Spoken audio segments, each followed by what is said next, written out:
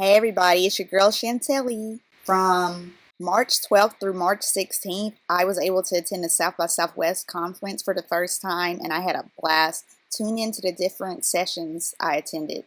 Katie and Diaz have a podcast called Unpacking the Toolbox, and each week they have different guests to come and co-star. We're like, we're on a show where like the most loved characters can be murdered, yes. and now we are afraid, like very, very, very afraid. That was awful. He also got an Emmy, so I didn't feel that bad. Yeah, true.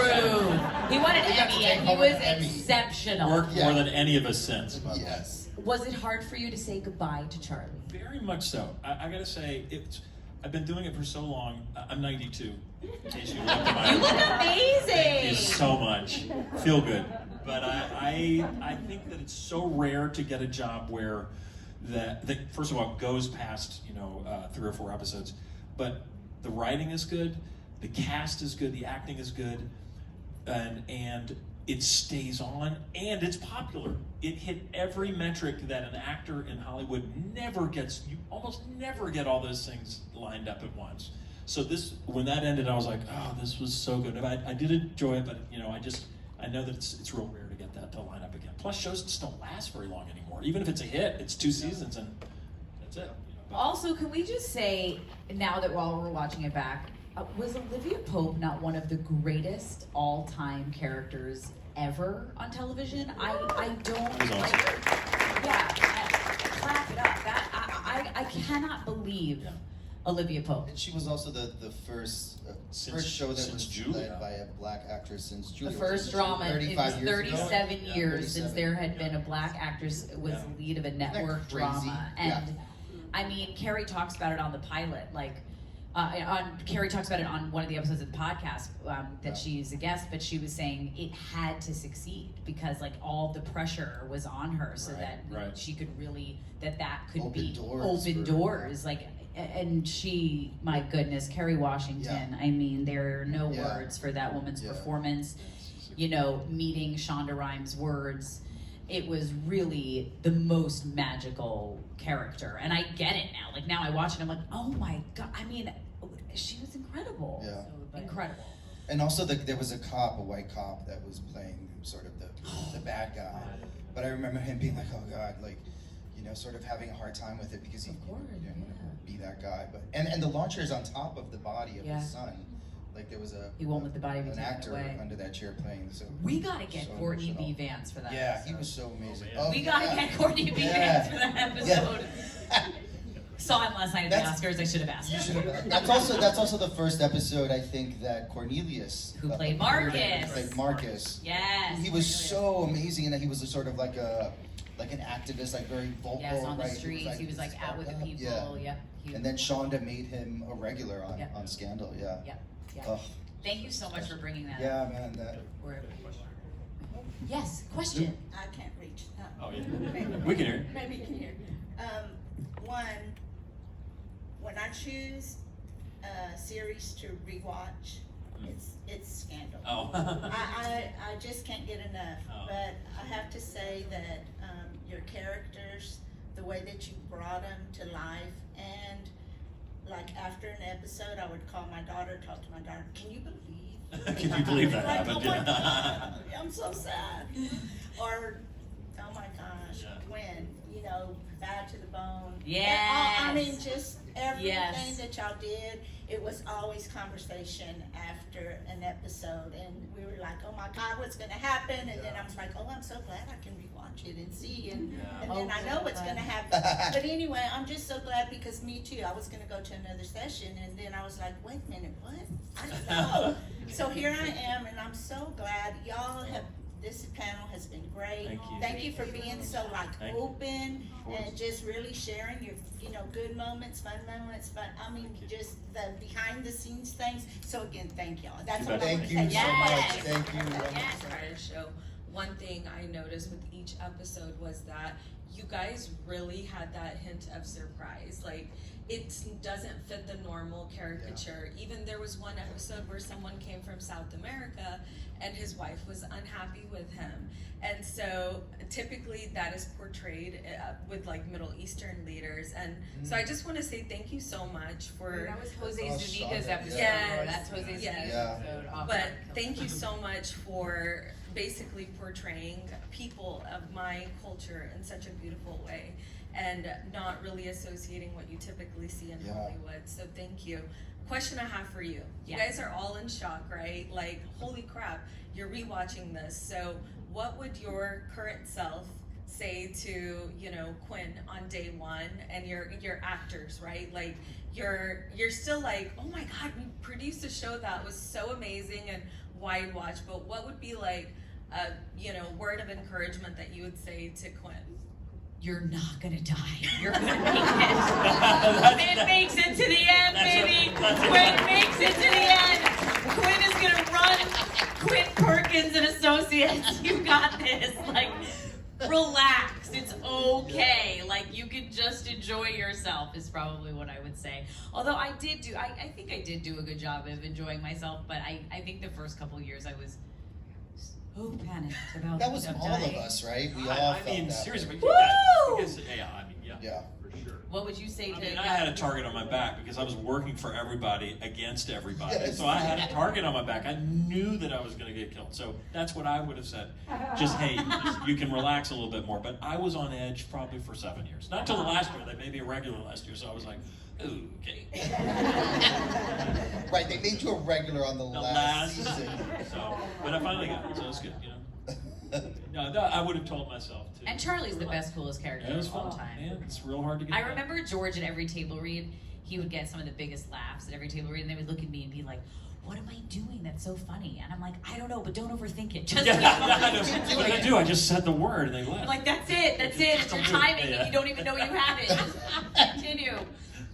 Oh, Yeah, thank well- you guys. What would you What say I have to said? the young Oh Huck? man, I probably would have said relax. Also, calm down, like chill. Just just chill, ease into it. Like don't.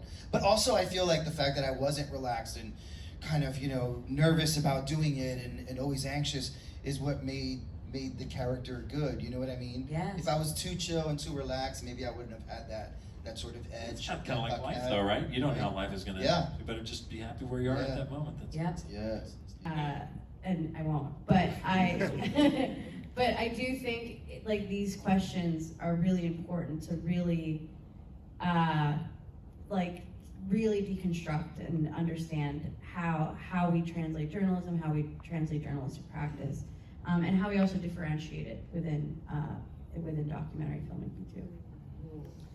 Thank you for that. We're gonna get ready for questions, so please, if you have. Visibility happened, but now you're years later telling the story and trying to find the current narrative to go along with it to kind of bring it all together. The balance between knowing it going into it and discovering it as it happens, and how do you find that kind of current element within a story that primarily happened in the past, essentially? I think it's a bit of both. For me, with Miles, so the section that you saw, we knew that we wanted to talk about Miles's ballads, and so that we interviewed people about Miles's ballads. Now, did we know what song we were going to use? No. And did we know that the sequence was going to be like that? With those kind of beautiful stills back and forth? No. But we knew that we wanted a sequence about ballads.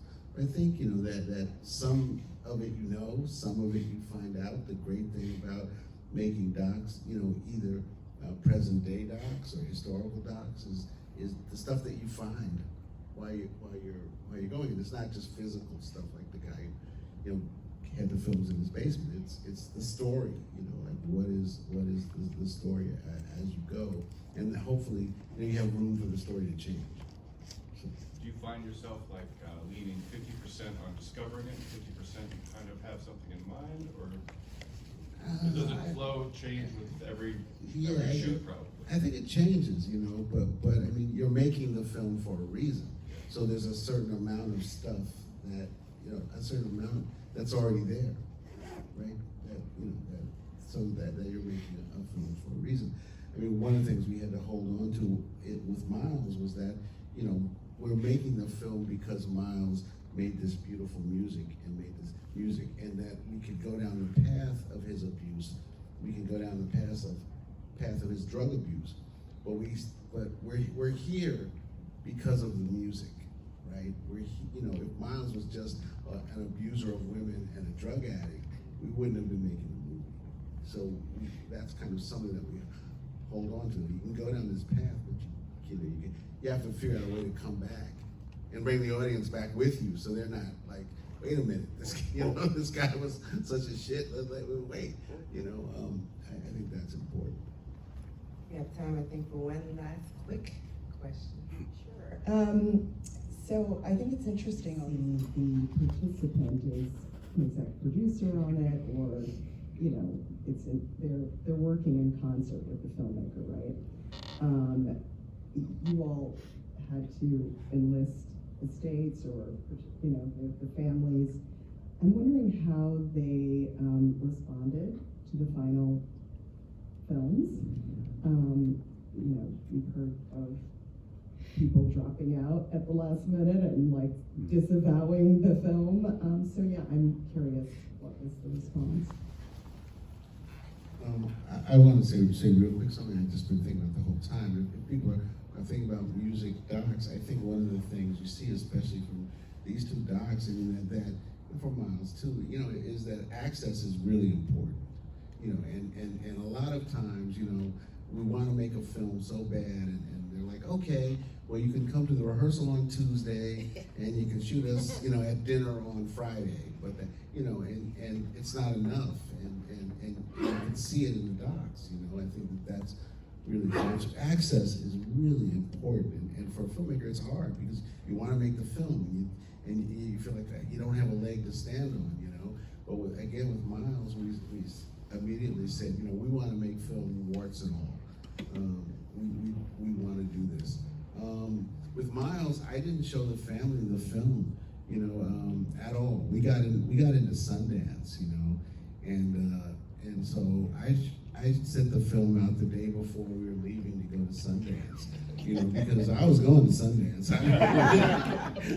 I was like, I didn't care what they said, and I didn't want to leave. I didn't want to leave more room for them to mount a campaign against me and against the film. You know, and his nephew, who kind of runs the estate, you know, who we did a lot of events with, tells this story where, you know, I literally sent him the night before. From the airport. He was in LA and I was in New York, and he calls me, it's like 3 a.m, and he says, you know, he's crying, he's like, Daddy, the film is so beautiful, the film is so great. And I was like, great, click. But, you know, I wanted them, you know, you want everybody to like it, you know, but it's not totally necessary, hopefully. Like, you don't sign a contract where it's necessary. Yeah, definitely. I mean, I think it's telling even that you framed your question in terms of participants, and I think that language speaks to something that's happening in documentary, which is evolving from a sort of almost anthropological subject, observer, you know, this false ideas of having objectivity because you don't have the full context and relationships to the community that you're documenting, and moving towards something that honors people's humanity. And for me, it's kind of absurd to imagine, like, I wouldn't let someone just come along and tell a story about my life on their own terms with no input from me. Like, you know what I mean? So to ask that of someone is a little wild. And at the same time, there has to be that boundary of, I'm the filmmaker, my reputation is on the line, here are my standards. And for me, and I think it's case by case. In this particular case, both Geneva and his mother were the targets of online harassment because of the narrative that was currently circulating. He died in 2018.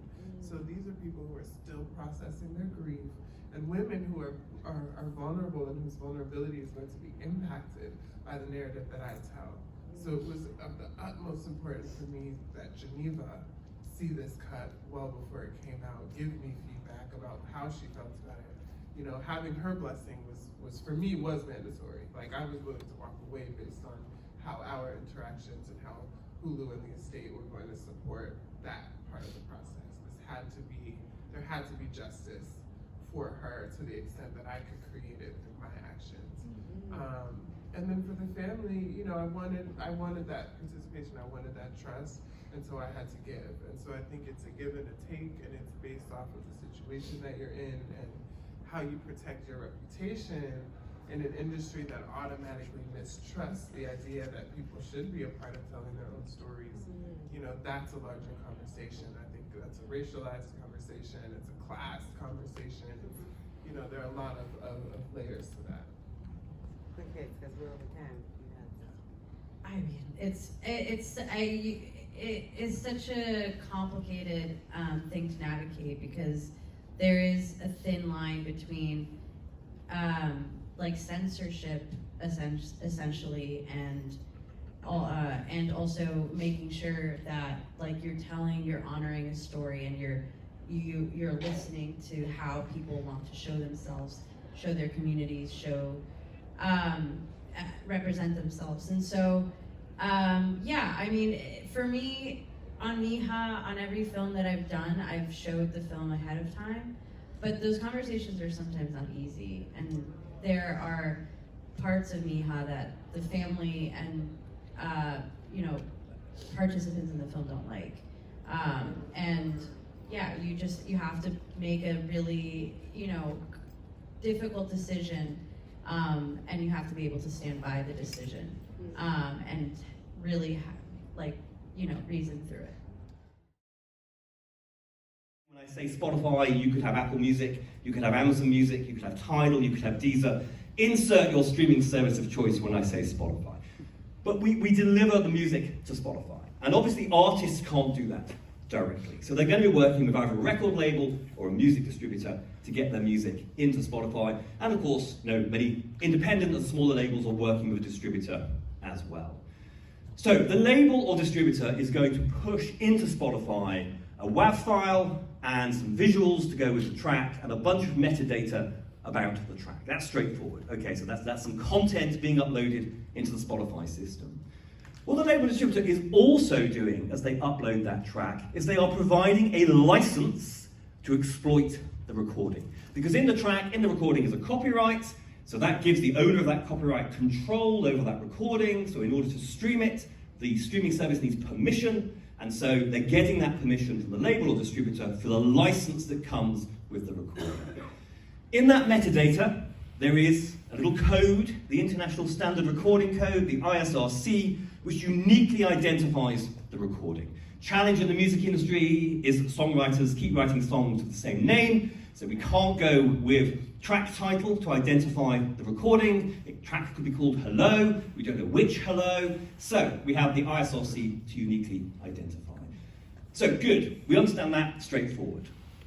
In the recording is a song, and as we know, or maybe you don't know, copyright fact number one from a music perspective, songs and recordings are separate. As far as copyright law is concerned, songs and recordings, two different things.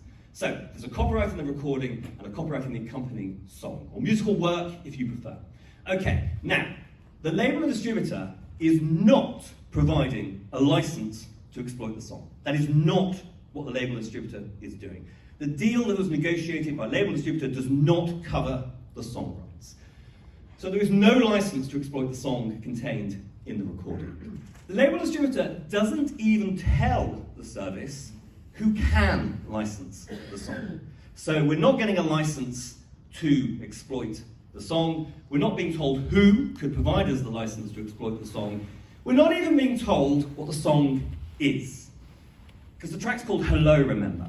There are several very famous songs, definitely two, I would argue three, called Hello. Okay, which hello is it? So what we need is a unique code for the song. That would be the ISWC, the code for the musical work. But we're not getting that. So, I'm a streaming service. I've got 100 million tracks on my system. I have licenses for the recording rights in those tracks. I have an ISRC to identify every track. I do not have a license for any of the songs contained in those recordings. I don't know who can provide me with those licenses. I don't even know what songs are in the recordings. This is the start of the problem. So who is going to provide the license for the songs? Well, that's a massive it depends. It might be a collecting society, or if you prefer, CMO, collective management organisation, or PRO, performing rights organisation. Why have two terms for something when you can have three? All different ways of saying the same thing. Some collecting societies call themselves MLCs, although weirdly not the MLC. So there are different terms that you can use. So collecting societies might be issuing the license, but it might be a music publisher that is issuing the license. Or it might be what I'm calling a licensing hub, an entity that has aggregated rights from a number of different societies or publishers. Who is licensing depends on the country and the repertoire. In some countries, it also depends on whether we're talking about the mechanical rights or the performing rights. For reasons of history, the music industry treats different elements of the copyright differently. And so we talk about mechanical rights and performing rights. Okay? Now, in some countries, mechanical rights and performing rights are licensed separately by different entities, which wouldn't be a problem, except it was decided in the early days of streaming that a stream is a mechanical copy and a performance or communication or making available at the same time. So both elements of the copyright are being exploited. So in some countries, you go to a collecting society, sometimes a publisher, sometimes a licensing hub. It might be a combination of those. You might have to do one set of deals for mechanical rights, another set of deals for performing rights. Right here, there's a statutory license covering the mechanicals. MLC now administrates that. Doesn't cover the performing rights. You'd have to go to BMI, and ASCAP, and CSAC, and GMR, and what other societies have launched in the last couple of years in order to cover the performing rights. So this is where we're getting the license. But remember, while it's great that all these publishers, societies, hubs are out there and we can go and get our licenses, we have an issue, which is we don't know what songs are contained in the recordings. So whereas on the recorded side, the streaming service, Spotify say, makes the assumption that whoever provided the recording, and the ISRC was also providing the license, so they must control the copyright in the recording, and therefore when that music is streamed, they get reported to and they get paid. But what about on the song side? So what happens on the song side is we have a whole extra step in the process, which is that the service, Spotify, provides its licensing partners on the song side with a complete report of everything that's been streamed in the previous month, identified by track ID, so ISRC. The licensing partner then needs to work out which of those tracks contain a song that they license. Song rights are usually co-owned because songwriters insist on collaborating. So maybe they own 22%, 46%.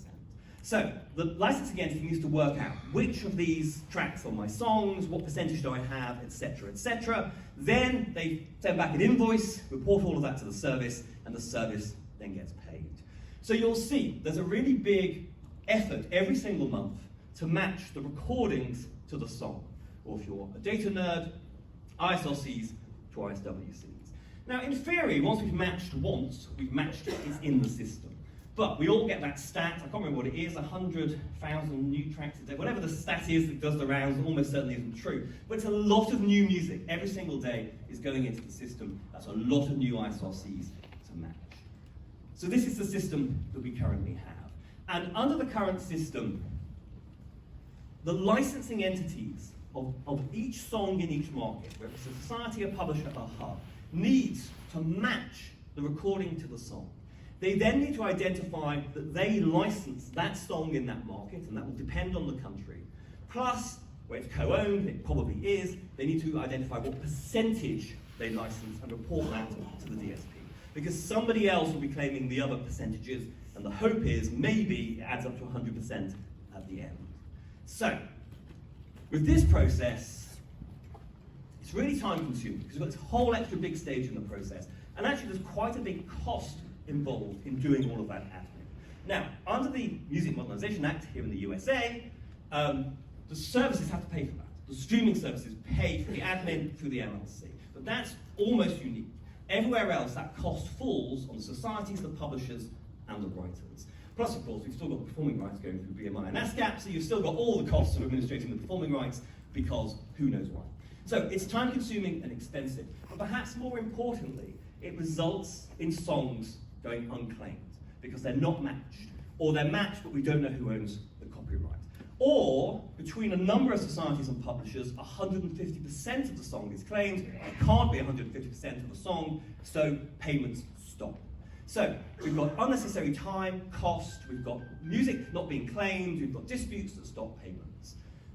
Meanwhile, the songwriters who wrote the song, almost certainly, even if they are the most industry business savvy songwriters in the world, almost certainly don't know who is licensing their rights in every country, what databases are being used to match works and identify who owns the copyright, and whether or not there is bad data or disputes that is stopping payment. So, that's a challenge.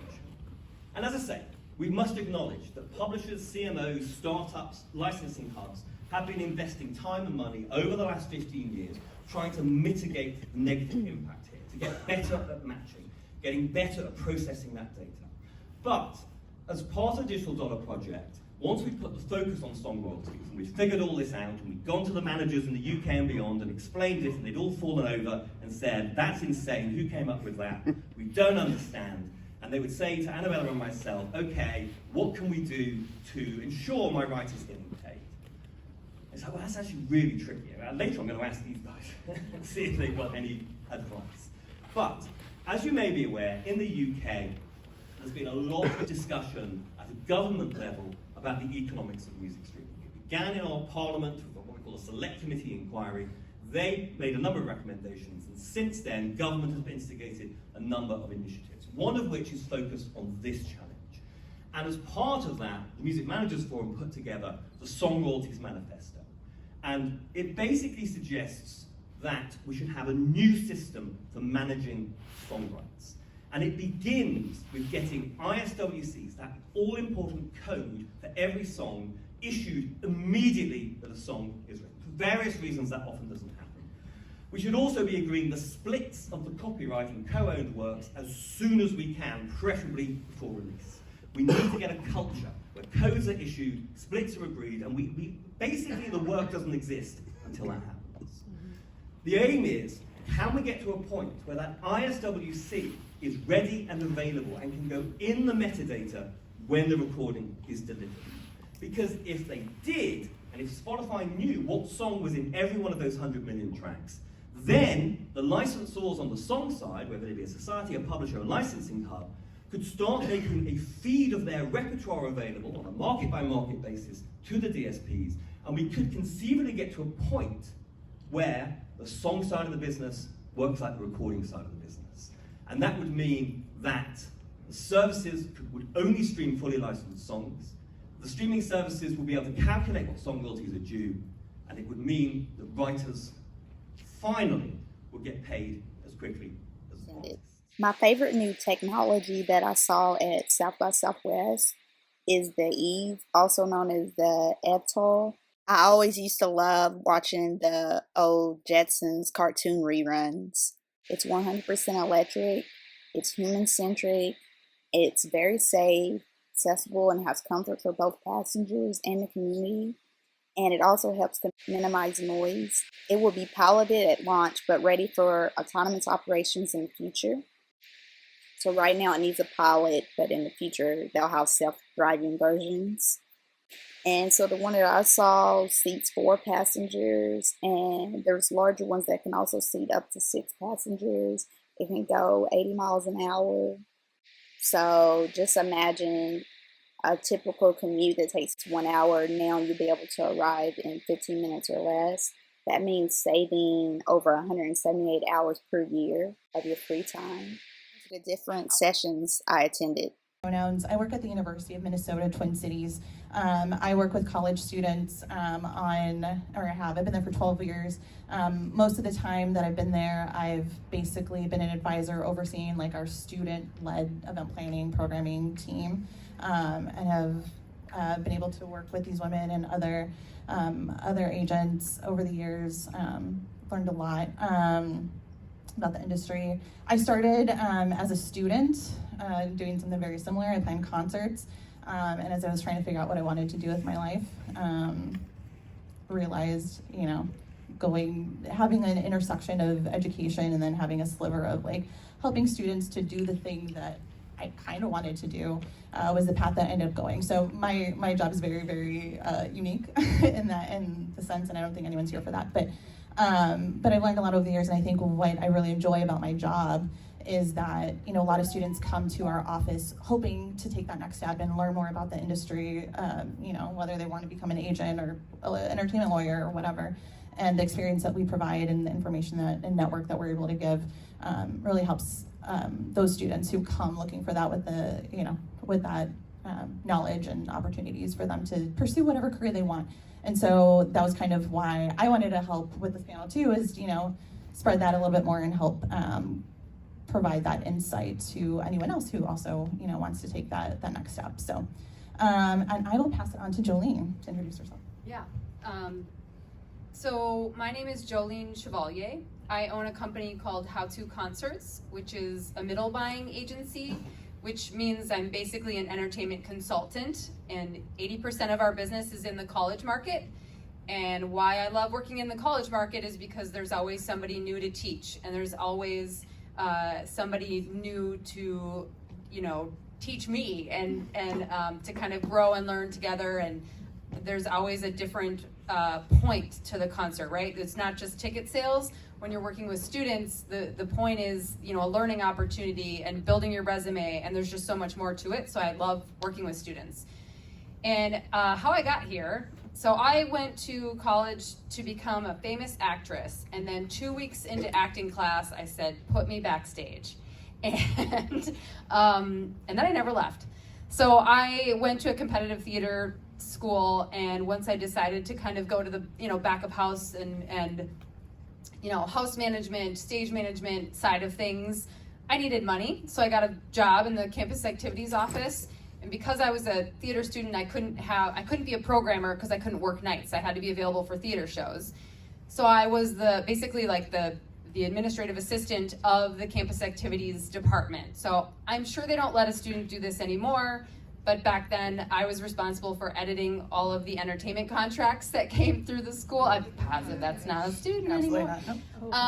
And also was in charge of just approving marketing materials or posters being hung on campus. So got to communicate with agents over the, you know, over phone and email, and learned a lot about contracts. And then my advisor, or my boss, ended up hiring me to be a runner and kind of a hospitality coordinator for some local festivals, because why not? I thought that would be fun. He also had me plan some noontime lunch series and some, you know, just some, whatever he could do. I was just kind of always said yes to those opportunities to grow. And one of the festivals I did the hospitality for was, the entertainment was booked by a middle agent. So when I was there, I ended up having a long conversation with that middle agent. Didn't think a ton about it. Wasn't sure I understood what they did. So after school, I went to work for a nonprofit performing arts center, and about a year and a half into that job, that middle agent that I had met contacted me, and I was looking for a move. It was good timing. So I moved up to Green Bay, Wisconsin, and worked for him for 8 years, and then decided it was time to jump and start my own company, because I felt like I was running a company I was maybe never going to run because it was a family-owned business. So that was going on 7 years ago, and yeah, that's my story. Hello, mic check. Hi, I'm Ray Grabowski. I work at Wasserman Music. We have been a company for 2 years now. Prior to that, we were Paradigm Music Agency. What I do, I'm an agent. I work primarily with colleges. I work with Jolene. I book our roster of 1,500 acts in the college market. I do Midwest to West Coast, and I have a partner who does the East Coast. And I also have a small roster of my own who I book in like the club scene, festival scene, everything outside of colleges, as well as colleges. How I got started, I went to the University of Missouri, go Chiefs, and I went there intending to go into politics. That didn't happen, obviously. I went to a Kanye West concert at an arena before, you know, Kanye got canceled, and my friend was there, and she got there for free, and I was like, yo, how did you get into this concert for free? Like, what's happening right now? And she said, oh, I'm part of the programming board and we helped promote the show, and so as a result we got to attend for free. And I was like, get me in the door, how do I do this? So I joined our programming department. We had like multiple tiers within the programming department. It was like senior chair, director, etc. I worked my way up through that. I booked, I don't even know if you young kids are gonna know some of these acts. Augustana, The Roots before they were with Jimmy Fallon, Common, and a few other acts. And all the while over the summers, I was interning at Live Nation Amphitheater. I interned at a venue in Kansas City called the Uptown Theater. I interned at our arena. We brought Elton John, we brought the Blue Man Group, and I also was a campus label rep for one of the labels I can't think of right now. I do remember promoting Lupe Fiasco, figuring out ways to promote Lupe Fiasco on campus. And then I also was part of our tech group, and so I would go to all our small events and help set up stages and lighting, so I could figure out like that aspect of the industry and how you put a lighting tree up or connect speakers to a sound system or turn mics on. And after I graduated, it was the recession of 2008, and it was really hard to find a job at that time, so I went and lived with my parents and worked for the Census Bureau. I would not recommend. It was horrible. And all the while, I had this wall of like different agencies and companies that I wanted to work for, and I had written down like, sent my resume, did they respond, da-da-da-da. So like, I'm very type A, so I was tracking everything I was doing. And finally, I got an interview for Paradigm in Monterey, California. Probably don't know where that is. It's like 2 hours south of San Francisco. The guys who started the company really enjoyed the area. They were older, they moved from LA. It's like Gulf Central. And I interviewed for the receptionist position, and I did one interview over video, and the girl who interviewed me likes to joke that I was like not wearing pants, but I definitely was, you guys, I was wearing pants. And I got the job. I moved out to Monterey, California, had no idea where I was going. 2 weeks later, started as a receptionist, was not great at answering phones. So they moved me in the back, and I did contracts and deposit tracking, and then I became an assistant. I was assistant for several years, and then I was working on teams with like the Lumineers, Cherub, Big Gigantic, Walk the Moon, artists like that. And then I got promoted to help run the college department because it had grown so much that we needed a second agent. And from there, here I am. Do you want to give like a quick overview of what that is, and how do people even find those different career paths that exist that aren't maybe as obvious? We all talked for a while and talked through our journey because everybody has a different story, from the person selling the merch at a show to somebody working tech in the back. Everybody has their journey that they went to. My advice is to talk to as many people as possible, because I talked to quite a few people who are like, I didn't even know what you do as a job. Like, I didn't know this was a job until I was basically this. So, until I was doing it. So, talk to as many as you can, because you're gonna discover, oh, I didn't even know that was a position, or they had people that were doing that at a label, or, you know, people that do contract law, you know, marketing. Think of all the different ways that the industry uses marketing, and social media experts and SEO, you know, all the folks that have to go into building a website. I mean, there's just so much. So talk to every single person you can possibly meet from the industry. Did you want a summation? It's a summation of like, artists usually start out with a lawyer, because anything you get involved in, you want like some kind of legal team behind you to help you figure out what's going on. And then generally it's a manager, and then it's an agent. That's like on the back end. Then you have the label that might sign you or might not sign you. And then a lot of those have like sub jobs within them. Your manager has a tour manager, takes you on tour, handles that stuff. You have the agency will have a marketing team for your tours and shows, and then you have like PR. There's a lot of jobs. So yeah, for me, it was doing a lot of research. When I was in college, I really wanted to try out each area of the music industry to see like if it was my jam or not. And I did an internship at an agency. I did an internship as a buyer on the promoter side. I did the label thing. And I wish I had done a management side. I hear it's kind of like babysitting, but you know, I think it would have been interesting to like see if that was something that I would have enjoyed. But I would just suggest definitely like dabbling in all of it. And like Jolene said, talking to everyone, because you never know like who knows who, what, where. Getting involved in like local venues, especially for like campuses. I would like get on your programming boards and help bring artists to shows. And if now impart, your wisdom on everyone here.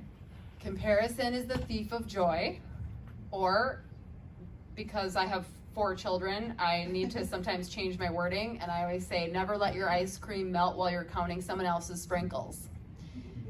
Same concept. Your journey is unique to you. It doesn't matter what stage of the game you're getting into this, or you're switching careers, or whatever it is. Don't compare yourself to someone else that hit the ground running or got a job right out of college before they were graduated. Don't do that to yourself. Everybody's journey is different, and sometimes you just don't know what's coming. Like the very right thing for you could be coming. So just remember that your journey is your own, and it's okay that somebody else is also shining. So I'm generally an anxious person.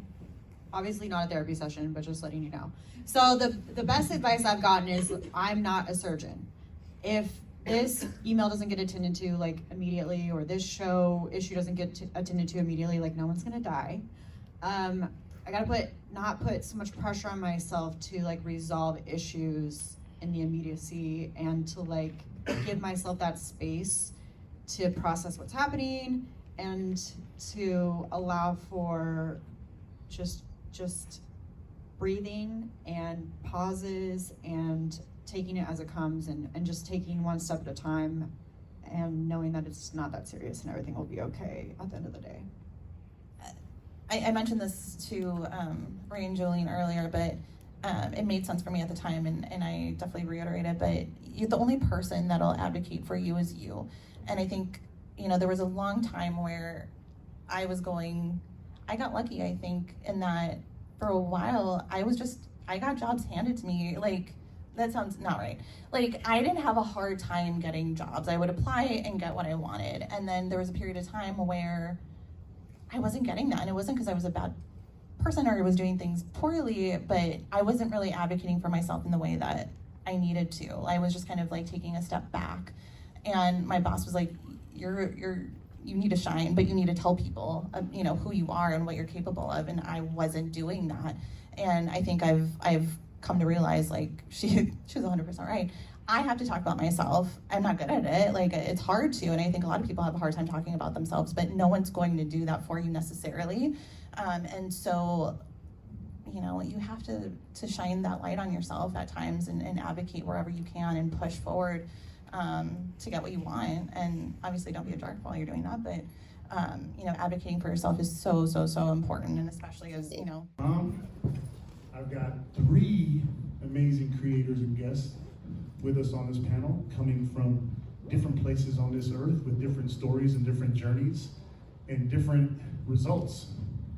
I wanted to first introduce I'm out of breath, by the way.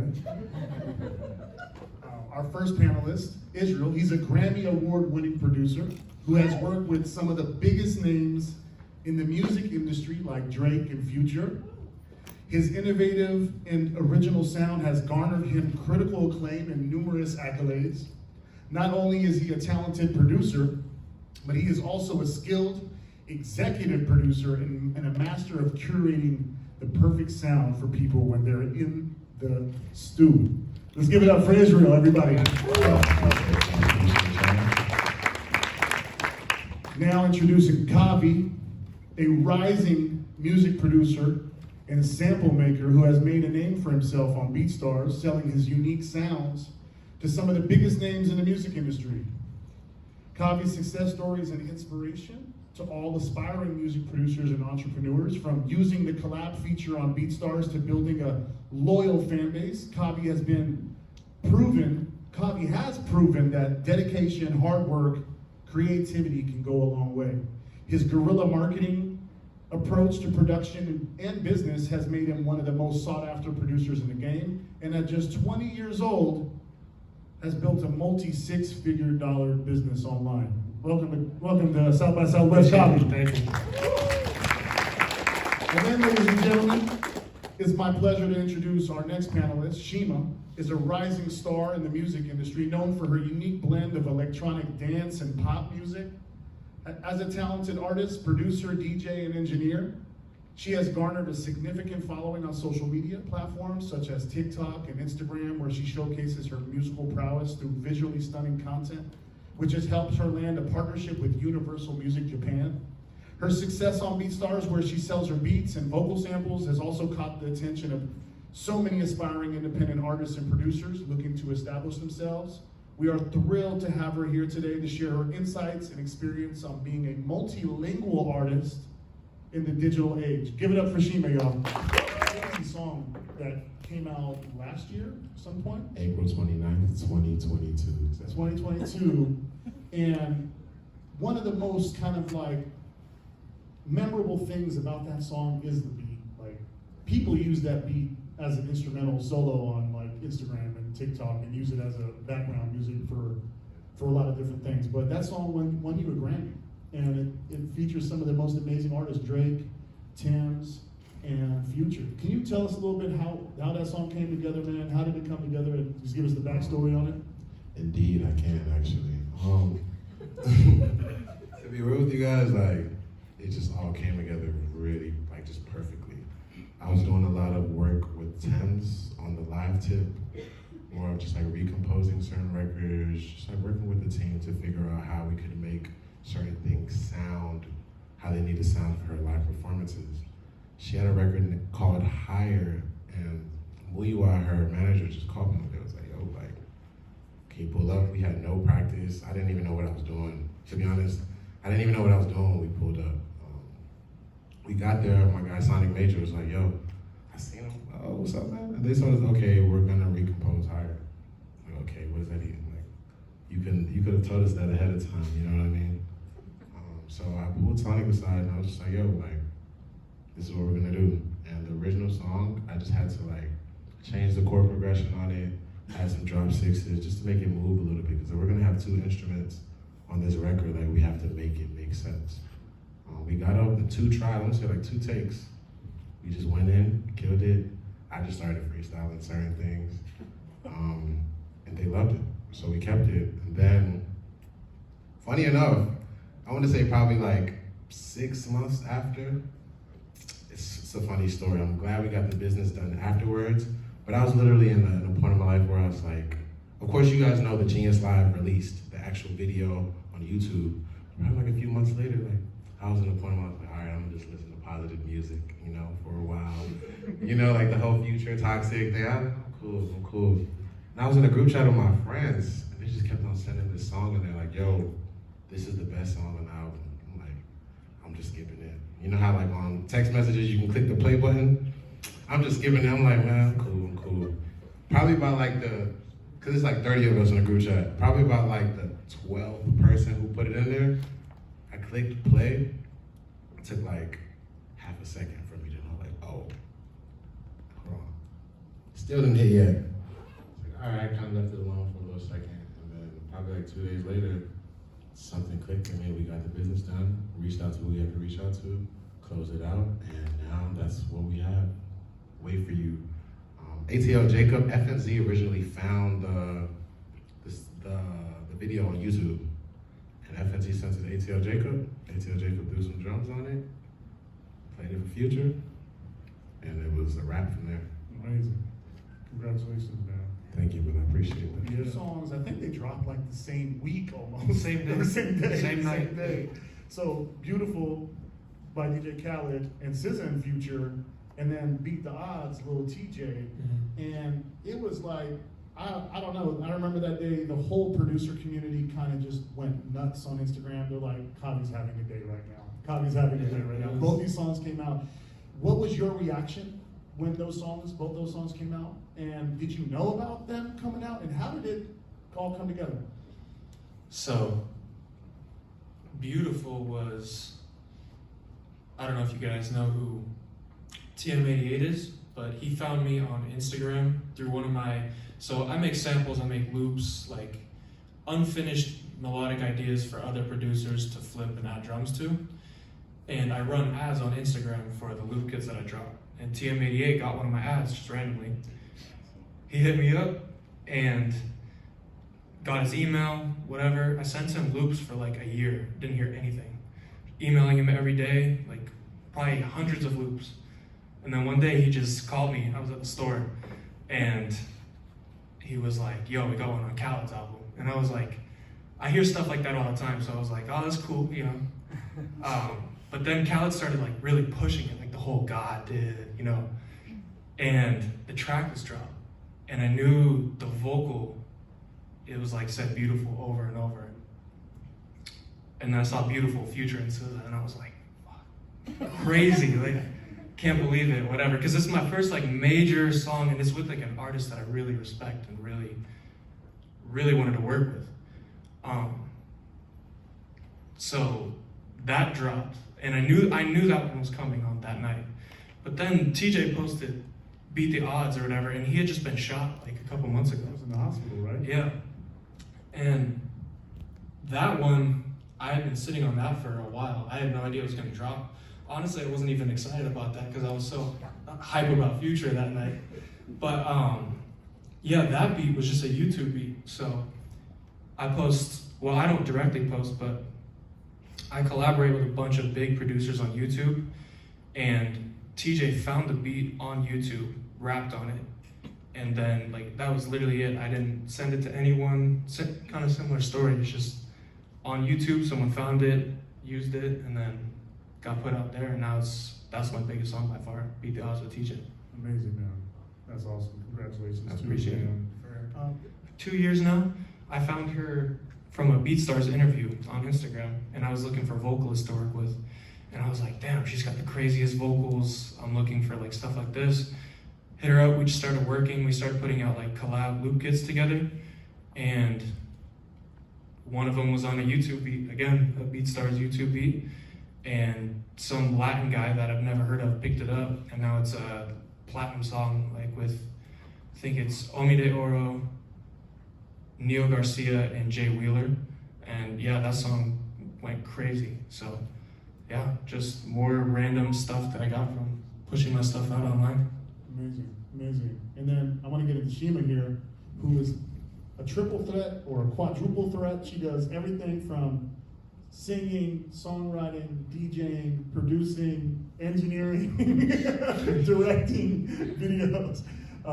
You pretty much are just a full spectrum creative, and it's been amazing to see kind of your journey start from kind of being this social media person showcasing your talent, and then turning that into like a real career in releasing music with Universal Music Japan. And one of the songs that you have released, which is still one of my favorite songs in the last year or so, is Con Man, which is like the ultimate female empowerment like song. And he collaborated with Sumire, who's also a super really big popular artist in Japan, and you guys dropped like a crazy music video too. Anyway, can you tell me a little bit about how that song came together, and then that collaboration, and then what led up to getting to the Universal Japan folks and like actually having a major release out there? So yeah, this was during the pandemic. I am living in LA, and I was living in LA at the time, and Sumi is a close friend who is also like a successful actress and singer in Japan, and she just reached out to me one day and was like, let's work on a track. You know, she saw all the content I was putting out and, you know, was like, okay, she's making moves. Let's make a track. I'm really into Dua Lipa right now, so like, can we do like a Dua Lipa style track? So I made a beat and I sent it to her and she liked it. So I wrote the rest of the song. I did it half in Japanese, half in English, like most of my stuff is bilingual. And then I flew to Japan. We recorded the song. We recorded most of the vocals like actually at her house. I brought my mic and like interface with me, and then we recorded at her house, finished it up in a studio, and we really just did everything ourselves. And then I'm signed with Universal Music Japan, so we released it through them, and yeah. Yeah, and then, you know, being a creator nowadays, guys, it's a full-time gig. It's a full-time gig. Like, balancing life, balancing creativity, and the business, there's so many different moving parts. Shima, you stuff, the artist, DJ stuff, and mixing all of these different roles, and then also, you know, balance it with the business stuff too. Like, how do you balance all of that? So actually my main focus is my artist project, you know, making and releasing my own music. But like in the process of doing that, I come up with all sorts of byproducts, you know, like if I'm working on a track, I might come up with 5 different hook ideas and settle with one. And so the remaining 4 hook ideas that I've recorded already, they're kind of just like sitting on my hard drive, you know, or if I'm working on the beat, I might make like 3 different iterations of the beat before I settle on the final one. So it doesn't feel as much like I'm doing a bunch of different things. I feel like I'm doing one thing and then maximizing that into as many different products as possible. So, you know, a lot of like the leftover vocals that I've recorded that didn't end up making it in the final track, I'll bundle it up and, you know, give to Kavi or sell it as a vocal pack, or, you know, chop it up and turn it into a total different loop or sample or something. Yeah, so I think it looks like I'm doing way more than I am. You're definitely maximizing all the content and using pieces of it. That's great, and that's a great way to approach it. You know, nothing should be wasted or thrown away. You know. Yeah, exactly. Focus you are putting on for social media content. I don't know how much focus you're focusing on that, but would love to hear where's your priority structure right now? How are you balancing all of these different things and making sure that you're not being overwhelmed as a creator, as a business owner, with all these different opportunities? How you pick and choose what to work on? How do you schedule yourself? Like, I'd love to hear like your organizational structure to get to your goals. Okay, to keep it 100% with you, I feel like I just go at my pace. Like, I don't put the anxiety on myself to be like, all right, I gotta like, yeah, I gotta shoot out 1,000 beats. I don't do that. All I do is I trust the fact that, look, when I sit down every morning, so usually, let me tell you what my morning looks like. I wake up, I try not to touch my phone. You know, as soon as I get up, get in the shower, I eat, probably sit on my laptop, start like a melody ideas that's on my head. Or most times, I'm just chilling, and if I play you guys like my voice notes, I just have like me going like. Matter of fact, you guys want to hear one? Yes. Yeah. All right, cool. Let me. Oh my God, this might be embarrassing. Let me see. Which one should I do? What's this one? Oh, that's one. Which one is it? Or it would be like.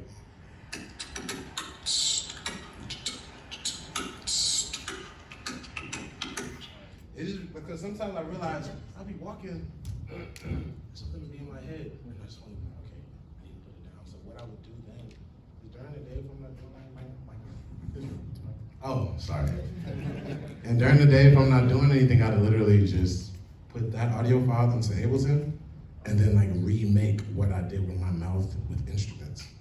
And then I just do that occasionally, randomly, and then if I'm in random sessions, most times I just work on sessions and how I feel. I don't put the pressure on myself, honestly. And it's been working out, you know? I love the using your vocal. I'm pretty sure I saw some kind of software recently that you could do that and turn that into a MIDI immediately into the DAW. I think it's played around. I think it's Vocleo. I haven't tried it yet. That you might want to get that probably. I started like blocking my schedule, so like I'll have a day. The only thing I'm doing is making melodies. I'm not worried about anything else. I'm fully like artist, producer mode, whatever. And then the next day, all I'm doing is recording YouTube videos, YouTube content, and all that. And I can focus on making that as good as I can, send that to my editor. The next day I'm working on just the business stuff, all that. So doing stuff that way has really helped me like kind of separate it. And I've seen like people who do like daily content on TikTok and Reels and stuff, they don't like sit there and make the content every day fresh and then post it. They're like, they'll sit down for a day, make 10 videos and do that 3 times a month. So it only takes 3 days a month to make the whole content for the whole month. So just kind of blocking stuff like that really helps me. So having like themed days, themed days around one real like big body of work, whatever that is. Yep. And then I also plan it out on my calendar, like what needs to get done each week, how many days I need to make music, how many days I need to do this, and so I do it that way. I mean, you're the epitome of just like consistency will work. Consistency will just eventually will block out all of the noise that's out there, and whether you like it or not, Kavi's gonna be on your feed, on your YouTube feed, on your BeatStars feed, whatever or not, your Instagram feed. Music video creation, like, you know, how expensive does that get for you? How, like, what does that investment turn into for you? And yeah, how did you get into that? I guess when I release music, I kind of started to look at it as you're not just releasing a piece of audio, you're releasing a full package product, you know, with cover art and music video and a theme and even things like, you know, when I sit down and I start working on a track, I'm already thinking about like, what's the color palette of this track, you know? What's the accompanying visual gonna be like? Because it's really more than a song that you release is more than a piece of audio. It's like it's really a full product. So yeah, I guess, you know, once you start approaching it from that angle, the moment you are working on the music, you start getting ideas for music videos or art, different types of art and things like that. And so, for example, for the Con Man one, I mean, the lyrics are telling a very specific story. So I started thinking of like a music video concept that would go with that story. And the budget for that video was about the equivalent of $2,500 US. What? Nothing. That gets you like a videographer, basically. Barely. So we did all kinds of crazy things to hack that video, basically, you know, things like, oh man, I went to like a store and bought all the clothes, like all the wardrobe, and then like kept the tags on, and then returned it the next day after the video shoot. We had another friend who like has a clothing brand. She has her own clothing brand, so we did like a partnership, like, hey, we'll promote your clothes in the video if you like let us borrow it. Same with a friend who had like his own bar. So we were like, can we film it in your bar and like we'll promote your bar and we can like film at your place for free. And it was like things like that, you know, all kinds of just friends helping each other out. And same with the videographer, he ended up working at a very discounted rate because, you know, he was getting to put his name on like a big artist sumi rate, you know, and for him that was like a great thing to have on his resume. And I was like, I can't pay you a lot, I don't really have a budget. And he's like, that's fine, I want to do this. And yeah. Oftentimes for me it starts with chords. Once I find a chord progression that I really like, that for me is like, okay, now we have something to like build on. I know for a lot of people it's like the drums first or melody first or whatever, but for me it's all about the harmony, and that kind of determines the mood. And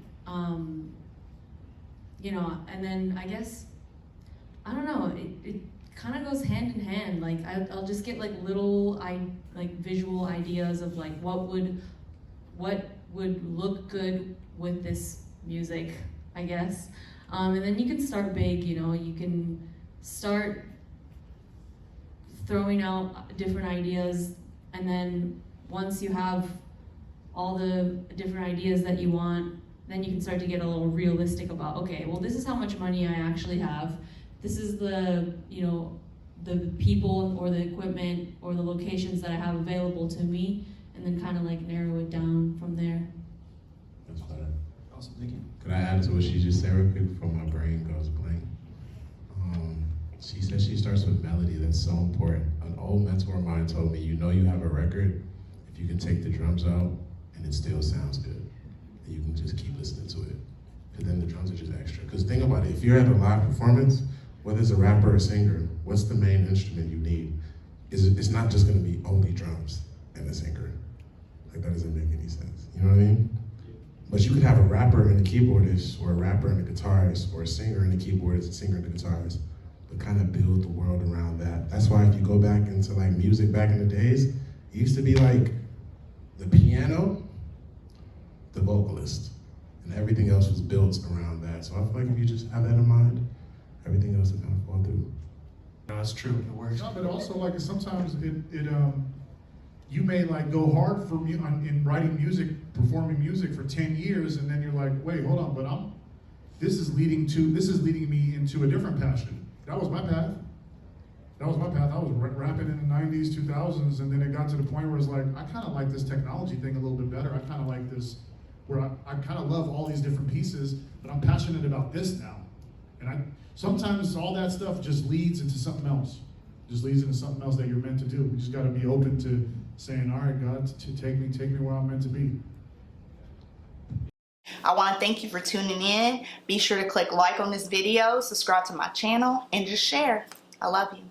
Cash out. Cash out. Baby, it's right. Me, you. Our spring, we ride out. Me and you. Summers, we fly out. Baby, me, you. Baby, it's ride or fly. When it's me and you. Ride or fly. Me, you. Fall or spring, we ride out. Me and you. Chantelly.